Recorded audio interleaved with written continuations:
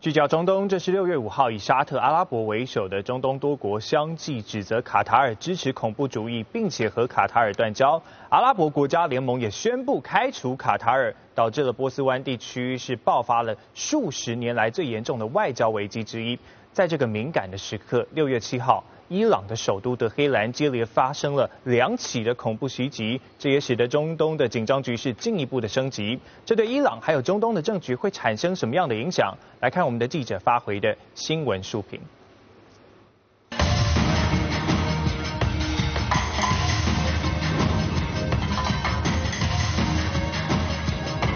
卡塔尔的断交事件持续发酵，而德黑兰的恐怖袭击又让外界担心，中东的局势恐怕会乱上加乱。究竟谁会从这乱局中受益？值得注意的是，这一切都是在美国总统特朗普开启他的中东之行2周后开始发生的。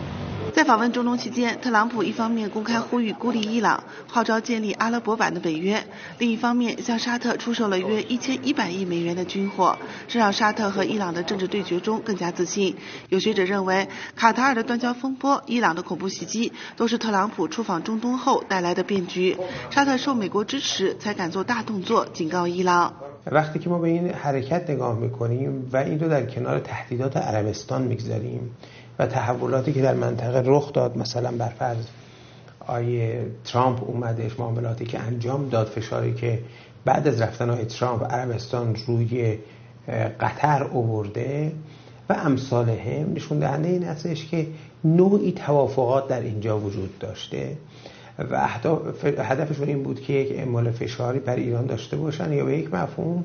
یک چراغ قرمزی رو به ایران نشون بدن。分析人士认为，伊核协议达成后，伊朗在地缘政治博弈中迅速崛起，沙特在中东地区逐渐失去了对伊朗的战略优势。卡塔尔断交风波，德黑兰发生恐怖袭击，反而让地区局势对伊朗更加有利。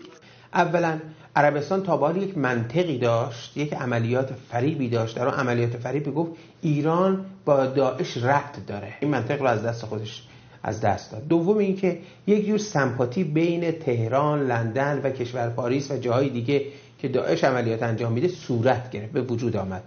و این سمپاتی علیه عربستان عمل میکنه. و در این حال موارد دیگه در داخل کشور ما میبینیم که یک وحدتی ایجاد میشه. 在卡塔尔断交风波和德黑兰恐怖袭击发生后，伊朗一方面强烈谴责美国和沙特支持恐怖组织，另一方面也在积极与各周边国家斡旋，与土耳其联合支持卡塔尔。这都显示伊朗寻求温和的外交路线，但是否能在此乱局中建立地区新的战略平衡，这挑战着伊朗的战略布局。ایران داره گسترش میده قدرت خودش رو و طبیعتا مخالفت‌هایی رو برمی‌انگیزه. ایجاد توازن جدید استراتژیک در منطقه و حتی در سطح جهان